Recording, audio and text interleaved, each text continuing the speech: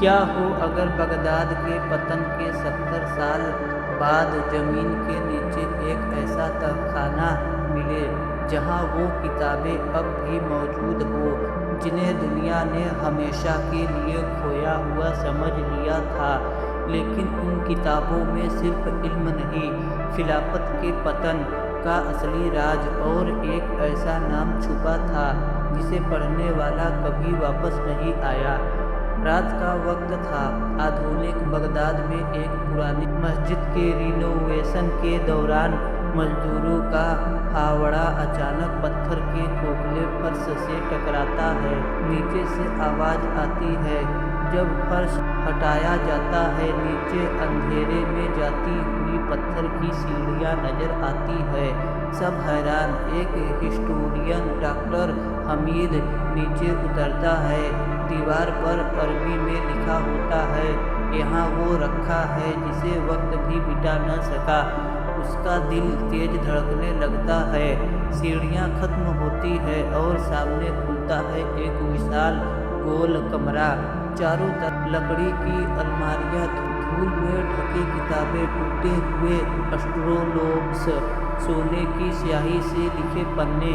ऐसा लगता है जैसे हाउस ऑफ विंडोज़ का लोस्ट हिस्सा मिल गया हो। असल इतिहास में हाउस ऑफ विंडोज़ 1258 में तबाह हुआ माना जाता है। डॉक्टर हमीद कांपती आवाज़ में कहता है, ये नामुमकिन है। ये तो वही किताब है जो टाइग्रिस में बहा दी गई थी। फिर उनकी नज़र एक लोहे के संदूक पर पड़ती है।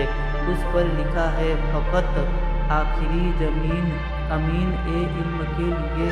संदूक खुलता है। अंदर एक काली जिल्द वाली किताब रखी होती है। नाम लिखा था किताब उल सुकूत। डॉक्टर हमीद पहला सफ़ा खोलता है और उसमें लिखा होता है, बगदाद तलवार से नहीं गिरा था, उसे अंदर बैठे लोगों ने बेचा था। उसकी आंखें फैल जाती है। यह किताब बताती है कि मंगोल हमला सिर्फ बाहरी हमला नहीं था, बल्कि शहर के कुछ लोगों ने और लाइब्रेरी का रास्ता दुश्मनों को बताया था। यही यानी बगदाद का पतन गद्दारी से हुआ था। जैसे जैसे हमीद आगे बढ़ता है, कमरे की दीवारों से फुसफुसाहटें आने लगती है। इल्म की हिफाजत करो, गद्दार का नाम मत पढ़ना, वो अब भी जिंदा है। हवा अचानक ठंडी हो जाती है। दीवार पर लगी एक शेल्फ अपने आप खिसकती है।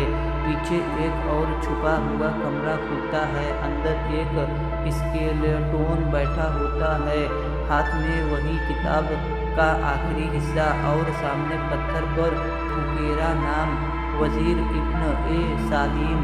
यही वो शख्स था, लेकिन असली शौकत अभी बाकी था। उस हिडेन रूम में सिर्फ हिस्टोरी नहीं, बल्कि ऐसे साइंटिफिक डिग्राम्स मिलते हैं जो मॉडर्न टेक्नोलॉजी से मिलते जुलते लगते हैं। खुद चलने वाली मशीनें, सितारों की मैपिंग, अजीब एनर्जी सर्कल्स। ये वही लेजेंसी थी जो हाउस ऑफ विंडोज़ के स्कॉलर्स छोड़ गए थे। डॉक्टर हमीद समझ जाता है, अगर ये बाहर आ गया दुनिया बदल सकती है। लेकिन तभी पीछे से आवाज़ आती है।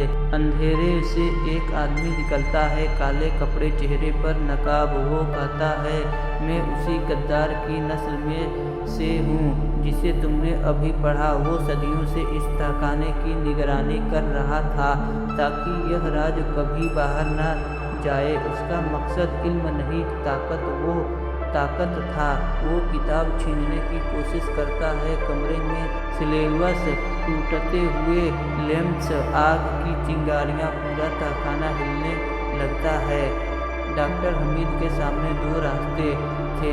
पहला, किताब दुनिया को दिखाकर, या इसे हमेशा के लिए दफन कर दे। वो आखिरी पन्ना पढ़ता है। कुछ इल्म इंसानों के लिए नहीं होता। वो तहखाने का दरवाज़ा बंद कर देता है। पूरा कमरा धीरे धीरे ज़मीन के नीचे दफन होने लगता है।